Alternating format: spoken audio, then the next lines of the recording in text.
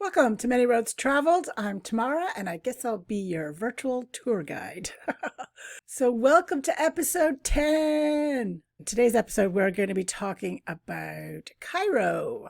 So, we've been on the road now for almost 2 months, and we've covered 6,150 miles so far. On today's episode, we'll be covering another 375 miles. Now, of course, Cairo is renowned for their pyramids, the Giza pyramids, and also Saqqara pyramids.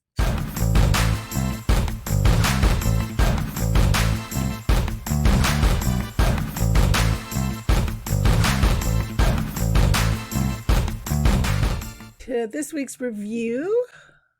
So make sure you guys leave your reviews on Apple, and I'll give you a shout out every week. So this week, we need more Tamaras. 5-star. Inspiring and interesting. Showing and telling women there's a huge wide world out there. Go see it.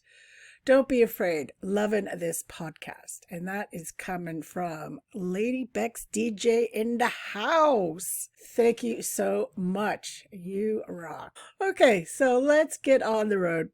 So last episode, I was coming from St. Catherine's Monastery in the Sinai part of Egypt, and it was about a 6-hour bus journey to Cairo.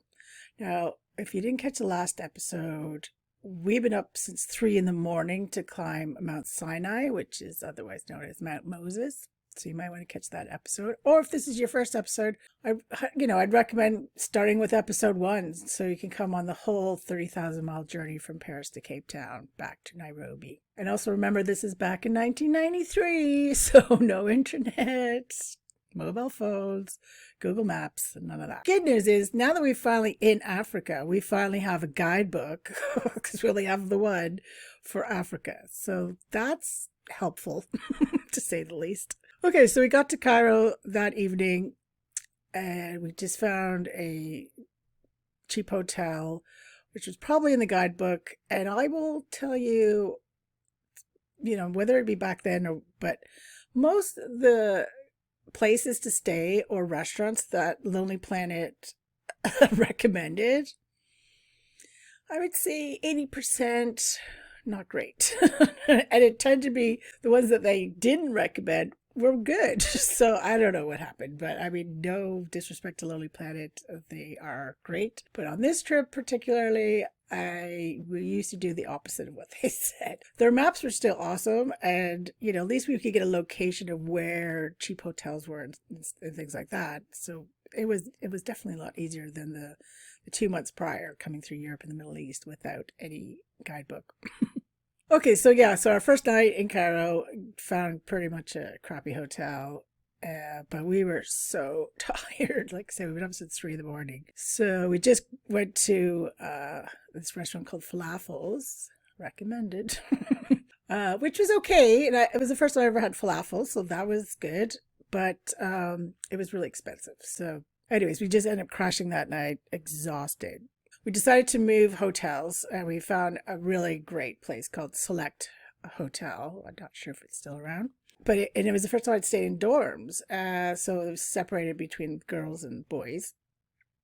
But it was great. It was like $3, and that also got you breakfast. Super. And back then, so when I talk about Egyptian pounds, so it's Egyptian pounds, and it was about 3.3 Egyptian pounds to US dollar. Well, now it's like 2020, it's almost 16 Egyptian pounds to the dollar. Because in 2011, that was when they had the big Egyptian revolution. So tourism has kind of dwindled since 2011. I think it's, well, obviously now COVID. Tourism's dwindled everywhere. I recommend Egypt. There's so much, especially for archaeologic stuff. It's the place to be, really. Okay, so the morning on the 16th, we head over to the Canadian Embassy because we need to get a letter of recommendation, another one of those like we had to do in Turkey for Syria. Another $10, and then we headed out to the Sudanese Embassy to try and get a visa. Now, we had kind of met a few people who said it was very difficult to get a Sudanese visa, and might not even happen. So we were like, oh God. So we get to the embassy and we had to fill out 5 forms, give 5 passport photos, and then $50 US if we get it. Of course, very helpfully, they were like, well, come back in a week or 2 weeks to check. Couldn't even call them. So then so we left the embassy, we're in a taxi, and we found this really sweet little local cafe. And all they just sold one thing, and it was called kosheri. And kosheri is delicious, for one. For two, it's I guess one of the Egyptians' local dishes, if not the main dish. And it's made up of, there's macaroni in there, and chickpeas, and spiced lentils, and savory rice, and vegetables. And there's like a tomato vinegary sauce on top. It's so good. So we got one of those, rice pudding for dessert, and a drink, and it was under less than $1. And it was, super filling, delicious. On our way in the taxi to that cafe, we heard this huge explosion sounded like 2 to 3 blocks away from where we were. And then we see all these people running, and we're like, oh my God, that sounded like a bomb. Of course, no internet. And we didn't have access to English radio or TV at the time at the hostel. There was none of that. So we didn't know, but we kind of guessed that it was a bomb. Well, the next morning we found out, yes, it was. And it was in the Egyptian Museum parking lot. And someone had put a bomb in the luggage compartment in one of the buses. And it blew out all of the windows in 5 buses. Luckily, there wasn't any casualties or injuries. But I guess that was the second bomb in 2 weeks in Cairo that had gone off. Like I said, it was only about a couple blocks from where we were at the time. So it was a little alarming, to say the least. So after Kosheri, we went back to the Select Hotel, and our Dutch friends who we'd met at Petra, Jordan, Hank and Miriam, they'd showed up, which was cool. So we just ended up chatting to them, and then they're like, oh, we really want to go to Falafel's restaurant where we'd just been the night before, so we ended up going again. Great. I had some awesome tahini, which is like a sesame seed paste, I guess. And yeah, super good, but like it's a little bit expensive, especially after our less than $1 kosheri meals.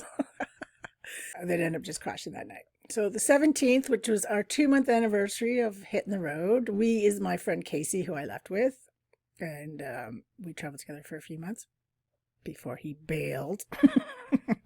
Just a quick sponsor break. So if you're looking for a website, build a mobile app, webinars, email autoresponders, basically you name it, this all-in-one marketing platform has got it.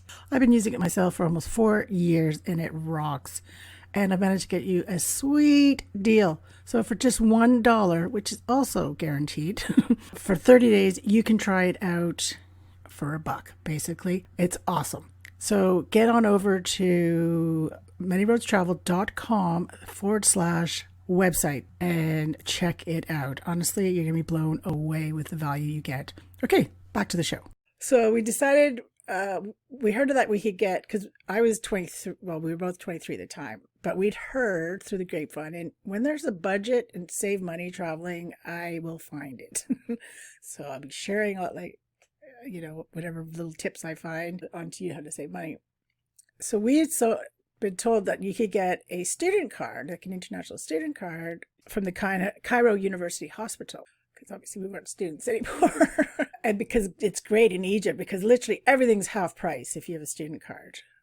So I definitely, recommend getting one of those now through ISIC. It's called International Student Card.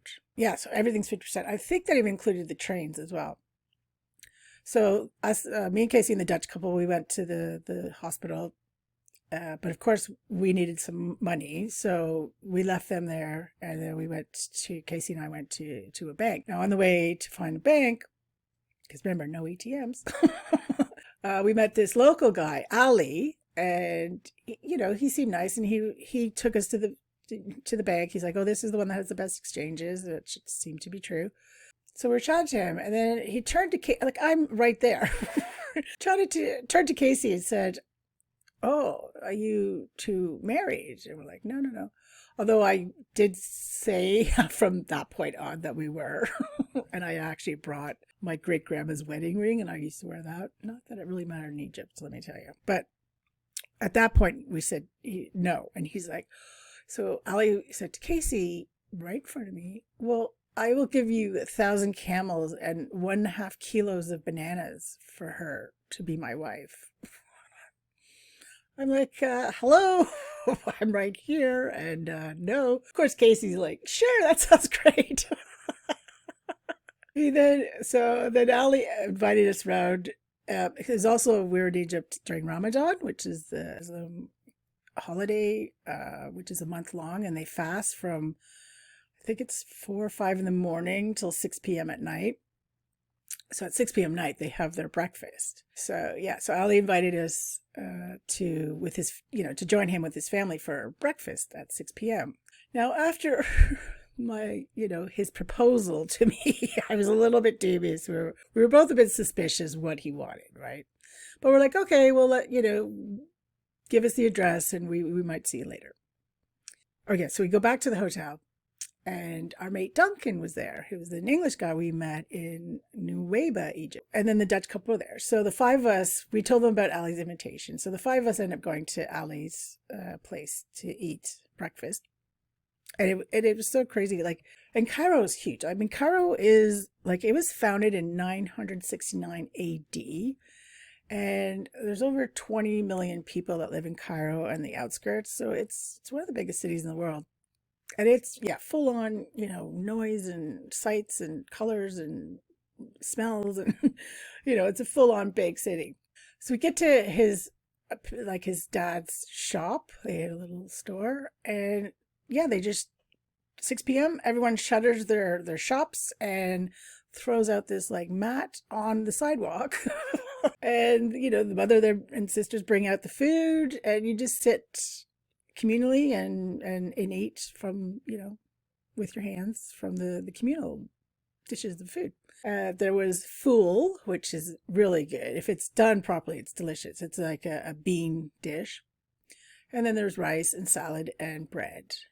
And his family was lovely. We chatted to them for a while. Like I said, there's 5 of us there. But they're always very honored to have Westerners, dine with them or into their homes. And like I said in other episodes, Muslim people are probably the most generous and kind people that I've met throughout my 30 years of traveling. Yeah, so after that, we decided we were going to go, because in one of the major pastimes in Cairo, in the cafes, because drinking back then especially wasn't huge, like drinking alcohol. So a lot of them are just cafes, and you just play backgammon, and you get the water pipes, the shisha pipes, and then you can get different flavored tobacco in there. And I had started smoking some marijuana for the first time ever a couple weeks before. I still wasn't getting stoned off of it though, but I never smoked tobacco before. So we tried these shisha pipes. The first one we tried was honey flavored. And you'd even know you were smoking. I'd be talking and smoke would be coming out of my mouth. And I didn't even feel that. But I would get a really big buzz off the nicotine high. I felt more stoned off tobacco than I did with marijuana for quite a while.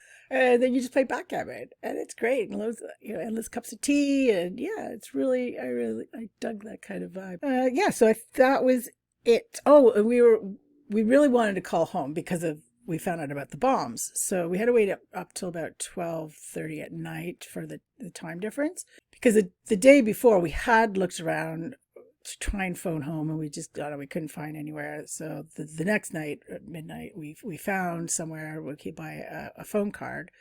So I think it was $6.50 American for 90 seconds. So I got hold of my mom, and Casey phoned his mom. Of course, my mom answered, and she's super surprised because I hadn't spoken to anyone from home for 5 weeks at this point. Yeah, I'm back. You give the hotel the phone number, and then my mom would call me back at the hotel in half an hour by the time, give me some time to get back to the hotel. So she did that. We chatted for about 20 minutes, and everyone was good back home, which was nice. And I don't also, and she had heard about the bombs.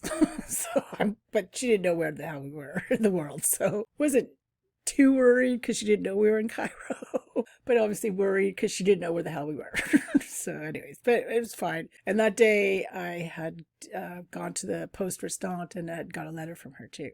Because that was another thing. The only way you could get, no emails, no Facebook or anything like that. So the only way you get stuff from home is send it to a poste restante, like your name in care of poste restante, Cairo, Egypt. That's it, or Nairobi, Kenya, and kind of guess when you might be there to tell people back home when to write to you, because I was sending postcards to all my friends and family, and then just hope it gets there before you get there, and it's actually there.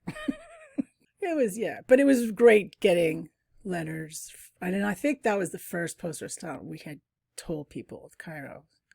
But like I said, I had one from my mom. So the next day, which is the 18th, Casey finally bought a camera, because if you listen to the Athens and Cyprus episode, after we got busted by the Greek cops, whether they took it or not, I don't know, but he lost his camera on that ferry with a few other things. So he finally bought a new camera for I think it was about $70. Not a great one, but I had the good camera. And then we decided to head out to the Egyptian Museum, which is the biggest archaeological museum in the world. And it was built in 1897. And it is, it's huge. Huge. So if you only have a couple hours there, definitely go to it's like the Royal Mummies exhibition. And that's includes King Tut's stuff. That it had the King Tut, the very famous King Tut's mask, and his inner sarcophagus, which weighed 161 kilos of gold, pure gold. And then inside there was 143 pieces of jewelry that were either intertwined in his bandages, wrapped like a mummy, right, or on top of his body, just for one pharaoh.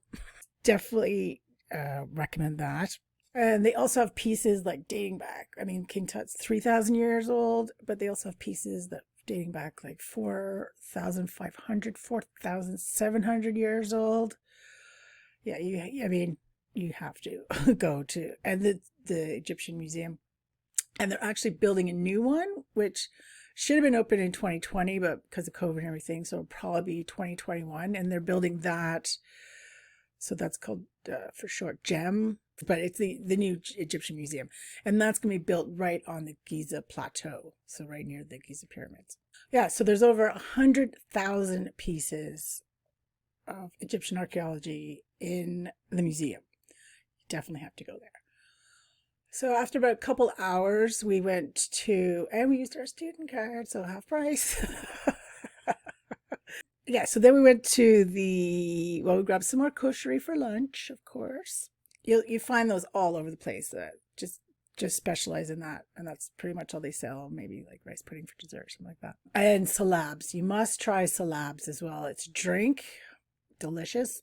It's kind of like warm milk, but it has coconut in there and spices and nuts and raisins, and delish. So after our lunch, we went to the Khan el-Khalil Bazaar, which is one of the oldest bazaars maybe in the world. It's from 1400 AD. And it's also across from Al-Azhar Mosque, which that's from 992 AD. And it has the oldest university in the world there. The market now, 93, it wasn't too bad, but I guess now it's just full of tourist, stuff to sell, tat. I call it tourist tat. But back then there was, wasn't quite as touristy. I ended up buying a red and white headscarf that, you see most Arab men wear. But it's, multi-purpose. So that's the only thing I bought. But it is packed. And there's lots of side alleys. And yeah, it was pretty full on craziness. And you're getting harassed quite a lot because there wasn't a whole lot of Westerners there at the time. So we left there and I was feeling quite exhausted. And I think Casey had been offered a couple more marriage offers too for me, which I was just ignoring and kept walking. So he was ahead of me a bit, looking at, I think, pipes. And so, it's like, middle of the afternoon, hot sunny day, and I was dressed appropriately, definitely at least t-shirt and long trousers on. So as I'm walking down the street, three guys were walking the other way, and one guy just reached out and grabbed my ass, like properly grabbed my ass. Well, I had it. So I just turned around, kind of grabbed him by the shoulder and just started yelling at him. I'm like, what the hell are you doing? Who do you think you are? Like, if you did that to a Muslim woman, her family would kill you, man. Like, don't do that. Just because, I have lighter skin. It's not cool. And he ended up pushing me. And there's three of them. And the one guy who I was arguing with, like, he was over 6 foot. And I, like, smacked him kind of across the chest with my scarf because it was still in packaging. And then he pushed me again. By this point, there's about 100 people around us. And I just thought, okay, I know that some people will be able to speak English. So I kept saying what he had done and how wrong it is to do that to a woman. So now it's a spectacle. Well, when he pushed me again, I literally just clocked him like as hard as I could on my tiptoes because he was tall. Just punched him right in the face.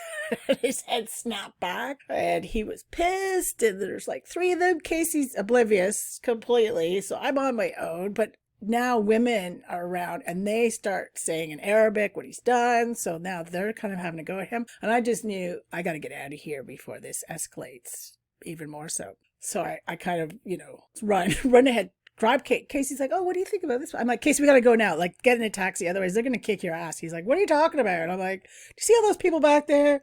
Well, just get in the taxi. I'll explain in the taxi. Like, we got to go now. So we get in the taxi. I tell him when it happened. He's like, oh my God, are you all right? So I'm like, yeah, thanks. Thanks for your help, buddy. Oh, so that was pretty crazy.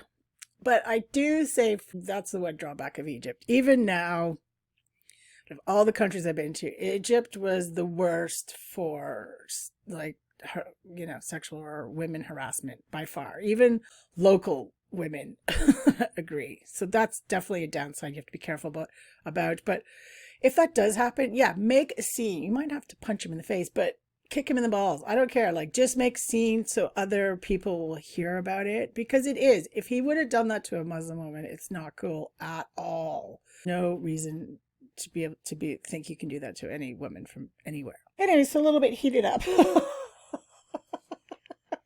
Then we ended up going from there. We went to Ali's, back to Ali's for breakfast again with his family, which were not, that's nice people. It was very cool. And yeah, just back to the hotel and chatted with our friends. So the next day we got up early because it was Pyramid Day. So Ali, he came and picked us up, and not to my knowledge, but Casey and him had a chat the night before, which I didn't know anything about. So he's like, okay, we're going to go to my friend's horses stable near the pyramids. So I'm like, oh, okay, we're riding horses again. Super. So we get there, and he's like, okay, so it's 60 Egyptian pounds. So at the time, about just under $20 each. And that you have the horses for the day or for however long, and get to go. That includes transport to get to Saqqara pyramids, which is about 22 kilometers from the Giza ones. 60 Egyptian pounds for the whole day. I was like, no. No.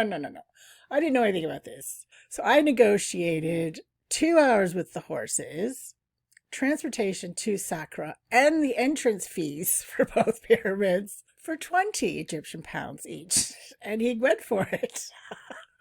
So that was only like less than $6. And that was enough. We really didn't need to put our horses all day or anything. So, and they were Arabian stallions. Like, how cool is that? We're riding through the Sahara Desert on Arabian stallion to get to see the pyramids. I highly recommend doing that way, because the Giza pyramids are actually just across the river from the outskirts of Cairo. You think they're in the middle of the desert? Not anymore. Cairo has extended so much. It's literally just on the other side of the Nile that they're there. But if you come the way we went, we came the back way. So we did come over sand dunes, the desert, and then came up to the pyramids. So that, yeah, it was really cool. The only kind of shitty thing was that my stirrups, for some reason, they were super long and they couldn't adjust them. So my feet couldn't reach my stirrups, which was really hard to ride when you don't have, it's almost like riding bareback basically. And I'm not that great of a rider, although I can stay on horses, and you might have to listen to my Jordan episode about how I became Indiana Jones briefly. But that kind of feeling came back again for this trip. This trip to the pyramids as well. But it was amazing. I mean, I really like deserts, the colors, and it is literally like a sea of sand. So we got to the pyramids. Obviously, they're amazing. The Giza pyramid, that was, I guess, it's also known as so that's like the Great Pyramid of Giza, or Cheops. So it's the largest one too.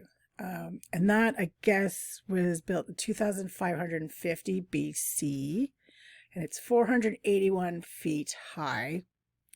And they reckon there's 2.3 million stones, and each stone weighs between 2.5 to 15 tons each. Like how they built that way back then, like 4,500 years ago. I mean, it's amazing. And I've said before, like, I love old archaeological things because I like to think all the different generations that have been where I'm standing right now. And, you can touch the pyramids. And I don't know about back then, because we did climb one of them, which I don't know what we're supposed to, but not a lot, but we did climb, I can't remember if it was the Saqqara or the Giza ones. You cannot do that now. Like, it's super illegal. But I tend to do a lot of stuff that I'm not supposed to do. And then you can also go inside. So inside there's like a narrow passage, and you obviously go down. And then there was, at the time, it was pretty, like, it's an empty room, but there is an empty sarcophagus in there. But it's just the feeling of being in there. And obviously the Giza plateau, which is where there's 3 pyramids there. That's also the world's oldest, like, funeral pyramid base in the world. But yeah, it's really, really cool. And then of course there's a guy there with camels. And they're trying to get you on the camels, and I wasn't gonna do it. And then he's like, no, don't worry, if you don't want to like ride it, like, just get on, it's fine, it's free. So I was like, okay, when am I gonna not, when's this gonna happen again? Get on a camel in front of the pyramids. All right, let's do it. So I get on, but they don't tell you to really hold on. Because how a camel gets up and gets down is they just kneel, right? So, and they're tall. So even when they're getting up, so their back legs go up first, and then their front legs, and then opposite when they go down. Well, I almost went flying, like literally a front roll off the camel, because I wasn't ready for that. Because it's like 90-degree, whoa! But yeah, so I got on my camel. We did, walk around for about 10 feet or something. But camels are also quite nasty. They bite and they spit at you if they don't like you. So be weary of that. But yeah, that was a pretty cool experience. So after about 2 hours, we rode back across the desert, and then exchanged our horses for horsepower, and got in a car to drive the 22K to Saqqara, which are the oldest pyramids. And I think it's the oldest standing stone pyramid or building even in the world. Saqqara, it's 4,700 years old. So it's called the Step Pyramid of Djoser, I think it's called. 4,700. So it's just gone through a massive restoration period, 14 years and $6.6 million to fix because, obviously wear and tear over 4,700 years. But in 1992, there was a really big earthquake there, and it really damaged it. So that was the year before we saw it. And it has, so it's called, the Step Pyramid. So it has 6 layers of stones. So that, gets smaller in ascending order, because I guess the architect at the time, he was thinking of it as a stairway to heaven. And it was the first time that they had built high, I guess. So it's about 200 feet high, because before that, the pharaohs were just built, like, they just built a 1-level resting ground for them. For that pyramid, there's 11.6 million cubic feet of stone and clay. And before, all buildings were either made out of wood, mud, brick, or reeds. So this was a huge first step. No pun intended, 6 steps pyramid.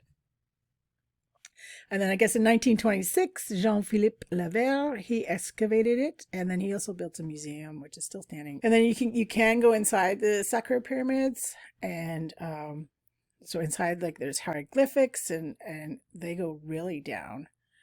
But it's just so cool, like, in there, because obviously, I mean, they have lights in there now, but you think back, oh, they probably, they just would have torches, fire torches. But yeah, it was an amazing experience, I have to say, for sure. So the whole day was probably 5 to 6 hours. So then after the pyramids, we then went back to Ali's family again for dinner. I mean, they did invite us. We weren't just showing up. And then the next morning, we headed off to Siwa Oasis. So that was March 20th. However, to hear about the Oasis, you're going to have to tune in to next week's episode. So make sure you subscribe so you do not miss a step along the journey. And like I said, leave me your reviews. But before we go, it's time for Tam's Top Tips. Okay, so tip number 1 would be, yes, get, if you're a student, obviously now, but yeah, go get a student card, because like I said, it's 50% off everything in Egypt pretty much. Even some restaurants or hotels will give you a discount too. And like I said, I think the trains you got 50% off as well. So if you just go to, or on my website, I'll have a link on there too. But ISIC is where you want to go. And that it costs between $4 and $25 depending on where you are in the world, because they do it for like 100 countries. Cairo, there is a Cairo pass, but I would not recommend getting it. You really don't save any more money, and you might even cost you more money depending on what you wanted to do, because it's $100 for an adult. And to go to, say, Giza, to the Giza Plateau right now, like 2020, the prices are $12.50, and then it's $25 to get up. I don't know if it's up to the Great Pyramid or inside the Great Pyramid, but it's $25.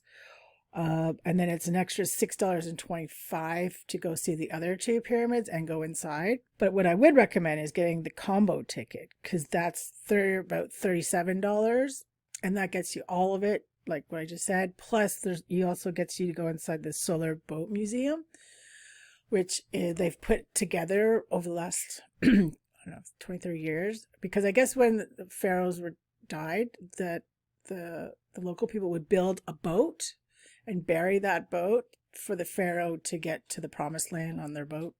But I don't remember seeing that when we were there, but it's there now. And so you can go inside and see this boat. So that gets you everything for like $37. So that's worth it for sure. The combo pass at the Giza Plateau. And like I said, from probably 2021, the new Egyptian museum is going to be there.